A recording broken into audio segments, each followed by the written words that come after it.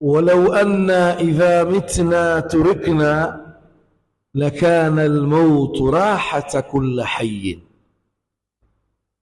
لو ingelikuwa sisi baada ya kufa turikna, tunawachwa, lakana almaut rahata kulli hayy, basi ingelikuwa mauti ni jambo la raha kwa kila aliyekuwa hai. Lau kama ingelikuwa mtu anapokufa ndiyo vimekwisha, basi mauti ingelikuwa ni jambo zuri. Walakinna idha mitna bu'ithna, lakini ukweli ulivyo tunapokufa sisi bu'ithna, tutafufuliwa.